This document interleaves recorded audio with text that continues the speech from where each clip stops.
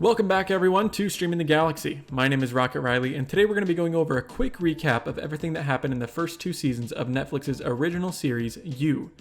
But before we get started, if you're new to the channel, please hit the subscribe button and click the bell icon to be notified when we upload a new video. Also, spoiler warning for all the events that happened in the first 2 seasons of You. The first season starts us off with Joe Goldberg, the manager of a New York vintage bookstore. Nice, good-looking, and charming, he seems like the perfect guy. The only problem? He's a sociopathic murderer with a loving hero complex. Joe meets and falls in love with Guinevere Beck, an MFA student hoping to become an award-winning writer. Joe's inner dialogue throughout the season is directed towards Beck, and he begins stalking her on social media and following her physically. He even goes so far as to sneak into her apartment while she's gone. When a drunken Beck falls onto the subway tracks, he saves her, but he steals her phone in the process. Joe then lures Beck's spoiled boyfriend Benji into the basement of the bookstore, where he hits him in the head with a mallet and locks him in a glass cage. We're then introduced to Beck's enormously rich friend Peach, who is suspicious of Joe. In the meantime, Joe decides to kill Benji in the cage, as he believes he's protecting Beck by doing so. Joe and Beck begin dating, and Peach's suspicion of Joe continues to grow.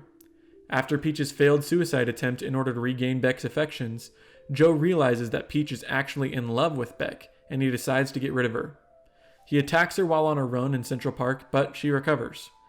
During her recovery, Joe follows Peach and Beck to Peach's family mansion in Greenwich. After Beck leaves, Peach discovers Joe and points a gun at him. They wrestle for a moment, and Peach is shot. Joe writes a fake suicide note for her, and he leaves the scene. Joe starts seeing Beck's therapist, Dr. Nikki, but going by the name of Paul. After Joe accuses Beck of cheating on him with Dr. Nikki, Beck breaks up with Joe. Joe then begins happily dating a woman named Karen Minty, and Beck gets a book deal after writing about Peach's death. Joe and Beck begin seeing each other again in secret after a few months, and Joe then breaks up with Karen, who warns Beck about Joe's suspicious past. Later, Joe recalls his ex-girlfriend Candace cheating on him, and then Joe killing the man who she cheated on him with. He also recalls their final fight, leading to him taking her out to the woods and smacking her head on a piece of wood after she tried to escape, leaving her for dead.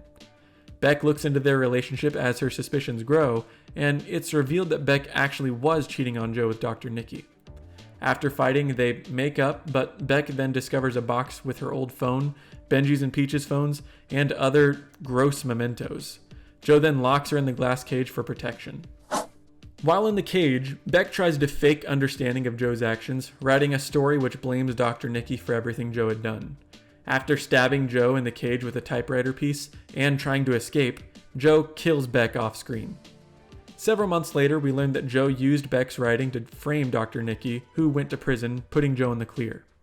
The season ends with Candace, who is presumed to be dead at this point, entering the bookstore and telling Joe that they have some unfinished business. Season 2 begins with Joe recalling the conversation with Candace, who threatened to make him suffer after what he did to her. Joe then flees to Los Angeles, where he takes the fake name of Will Bettelheim and gets a job at a book cafe called Anavrin.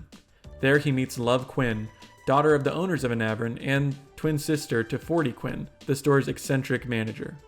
Love, who Joe directs his inner dialogue toward this season, takes Joe out for the evening, and you can see her start to fall for him. It's then revealed that Joe was stalking Love before getting his apartment and before applying for work at Anavrin. It's also revealed that Joe stole the name Will Bettelheim from a man who he has locked in the glass cage, this time in a storage unit. Joe finds out that the real Will Bettelheim owes $50,000 to a man named Jasper, who cuts off Joe's finger because he thought that Joe was Will. After a final confrontation in the storage unit, Joe kills Jasper and gets his finger reattached. Joe continues stalking Love, and we meet Joe's neighbors, Ellie, a 15-year-old aspiring filmmaker, and Delilah, a reporter who tells Joe that she thinks she was raped by a popular comedian named Henderson. Joe befriends Love's twin, 40, an aspiring film writer, producer, and director. Joe finds out that Ellie is spending time with Henderson, so he sneaks his way into a party at Henderson's house, and 40 joins. At the party, 40 has a drug-fueled breakdown, which is caught on camera. Joe takes 40 home, where Love takes care of him, and Joe and Love get together and start dating. Joe learns about a secret room in Henderson's house, so he breaks in and discovers pictures of underage girls, and later knocks Henderson, who was attempting to drug Ellie at the time, down a flight of stairs, killing him. While out of town, 40 meets a woman going by the name of Amy, who is actually Candace, following Joe after seeing the video of 40 at Henderson's party. Falling in love with Love, Joe joins her at a wellness retreat for her parents' anniversary. 40 and Candace, still using the name of Amy, come to the retreat as well. And Candace convinces 40 to adapt Beck's book into a screenplay. Love, suspicious of Candace, hires a private investigator to follow her. Candace breaks into Joe's apartment, but Love is waiting for her.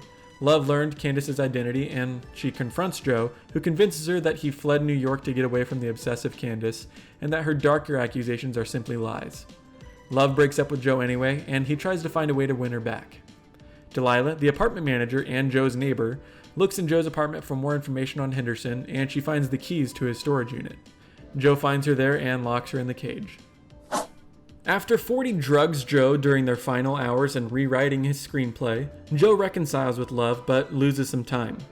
40 finally finishes the script, correctly deducing that Beck's ex-boyfriend killed her instead of Dr. Nikki because he believes that he did the same to their family's au pair after an abusive relationship. After waking up the next morning, Joe races to the storage unit and finds Delilah dead in the cage. Candace finds Joe in the cage and locks him inside. She calls Love, telling her to come to the storage unit to prove that Joe is dangerous, but Love kills Candace and professes her love for Joe. She admits to killing 40's au pair and Delilah, both to protect the ones that she cares about. She also tells Joe that she is pregnant with his child, who she believes to be a girl. Joe decides to stay with Love and start a family together, but 40 learns Joe's true past from Dr. Nikki, who's in prison, and tries to keep Joe away from Love. 40 points a gun at Joe, but Joe is saved by Officer Fincher, a police detective who had a relationship with Delilah, who shoots and kills 40. 40 is blamed for Henderson and Candace's deaths, but the Quinn family sweeps it under the rug with lawyers and money.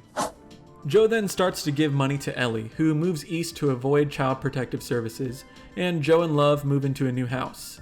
The season ends with Joe returning to his obsessive behavior, turning his inner dialogue toward their new female neighbor. So far, Joe and Love have killed a total of 10 people, as well as indirectly causing the death of 40 Quinn. The third season of You comes out on October 15th, so it'll be interesting to see if this number continues to grow. And there's your full recap of everything you need to know before watching Season 3 of You. If you enjoyed today's video, please hit the like button, and if you have ideas that you'd like to share for future videos, please drop them in the comment section below. Also, don't forget to subscribe for more great content.